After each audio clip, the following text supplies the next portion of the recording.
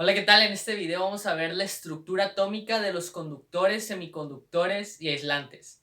También vamos a ver algunos conceptos químicos y físicos para poder entenderlo. Y sin nada más que decir, empecemos.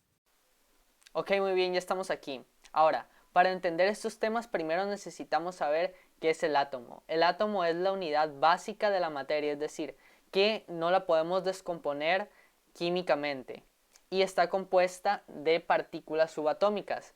Las partículas subatómicas es el electrón, el protón y el neutrón.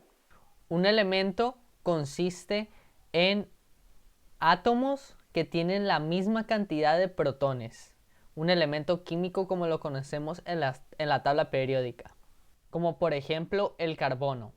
El carbono en su número atómico tiene 6, como se muestra en la siguiente animación, y el número atómico indica la cantidad de protones. Acabamos de decir que un elemento en la tabla periódica es cualquier elemento que tenga la misma cantidad de protones. Entonces, si por ejemplo tenemos cualquier otro, bueno, si tenemos por ejemplo un átomo, cualquier átomo, y tiene 6 protones, siempre va a ser un carbono si tiene 6 protones, porque los protones es lo que indica qué tipo de elemento es. Como por ejemplo en la imagen que tenemos a continuación, en donde tenemos un átomo de carbono. ¿Cómo sabemos que es de carbono? Porque tiene 6 protones. Los protones es lo que caracteriza al elemento. Bueno, y ese átomo es un elemento neutro, ya que tiene la misma cantidad de protones que de electrones. Si tuviera más electrones que protones, ya no sería un elemento neutro, sino sería un ion. Puede ser un ion positivo o un ion negativo. Eso ya lo expliqué en un video anterior que se llama corriente, cómo se produce la corriente eléctrica. Lo voy a dejar acá arribita acá arribita o abajo en la descripción. Muy bien, acabamos de ver que el número de protones indica qué tipo de elemento es. Entonces, si yo digo un átomo que tiene un protón, el hidrógeno, dos protones, helio, 3, litio, 11, sodio. Bueno, y así, etcétera, etcétera. Te puedes ir con todos los elementos químicos y dependiendo de su número atómico, su número de protones va a ser el elemento. ¿Y esto para qué nos va a servir? Bueno, pues para entender la estructura atómica de los conductores, los aislantes y los semiconductores es esencial entender esto. Y a continuación vamos a pasar a explicar ya de una vez el modelo atómico de Bohr, donde dice que hay distintos niveles de energía en donde se alojan los electrones. Con una fórmula la vamos a hallar y para ello es fundamental entender lo que acabábamos de explicar, que el número atómico indica la cantidad de protones y vamos a trabajar principalmente con elementos neutros. ¿Esto qué quiere decir? Que tiene la misma cantidad de protones que de electrones, el átomo. Bien, en 1913 el físico danés Bohr descubrió que los electrones no giraban de cualquier forma en el núcleo atómico como lo dijo Rutherford, sino que seguían distintos parámetros. Estos parámetros le llamaron números cuánticos. Los números cuánticos indican el estado energético en el que se encuentra el electrón y son 4. El número cuántico espacio energético fundamental, que es en el que vamos a trabajar únicamente, el número cuántico por forma, el número cuántico por orientación y el número cuántico por giro. Los otros son importantes, pero en esta explicación nada más vamos a necesitar el primero. El número cuántico espacio energético fundamental únicamente va a indicar el número de órbitas que va a tener el átomo y se representa con una letra n y van del 1 al 7. Los otros indican la forma en que son las órbitas, el otro indica la orientación en el espacio que éste tiene y el último representa en qué sentido gira el átomo. Y como acababa de explicar, nada más nos vamos a concentrar en el primero. Bien, si nos damos cuenta en la siguiente imagen que pondré a continuación, tenemos un átomo completamente normal. Y si nos damos cuenta, tiene orbitales. Esos orbitales también se les llama niveles de energía. El primer orbital equivale a una n, es decir, n igual a 1. La segunda orbital equivale a n igual a 2 y así hasta el 7, es decir, tiene 7 orbitales en los que los electrones se pueden alojar. Bohr descubrió la siguiente fórmula que dice que 2n al cuadrado es igual al número de electrones.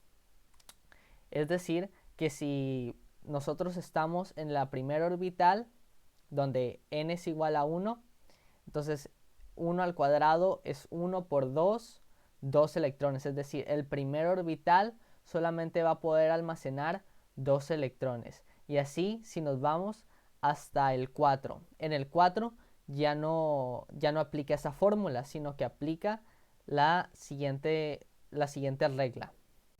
La regla dice, para los orbitales 5, 6 y 7, la última órbita como máximo va a poder tener 8 electrones y la antepenúltima órbita como máximo va a poder tener 18 electrones. Ahora vamos a agarrar el aluminio. Por ejemplo, el aluminio tiene en su número atómico 13. Recordemos que el número atómico es el número de protones y estamos trabajando con elementos neutros, es decir, que el mismo número de protones es el mismo número de electrones, por lo cual si los protones son 13, los electrones van a ser 13. Y vamos a aplicar la siguiente fórmula de Bohr para poder clasificar o encasillar todos los electrones en sus órbitas respectivas. Bien, tenemos 13 electrones.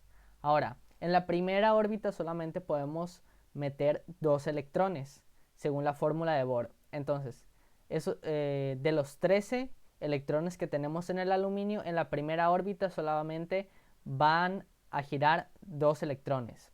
En la segunda órbita, según la fórmula de Bohr, solamente podemos meter 8 electrones, por lo cual nos quedan 11 electrones del aluminio, y si le metemos esos 8 electrones de la fórmula de Bohr, pues nos van a quedar 3 electrones del aluminio.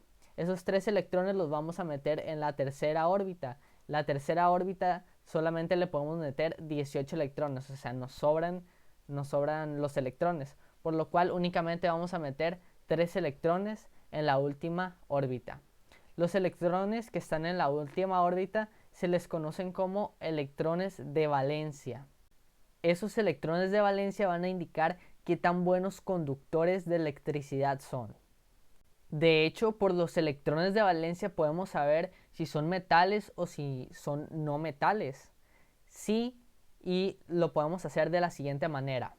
Si los electrones de valencia son menores a 4, es decir, tienen 1, 2 o 3 electrones de valencia, siempre van a ser metales. Y si tienen más de 4 electrones de valencia, siempre van a ser no metales.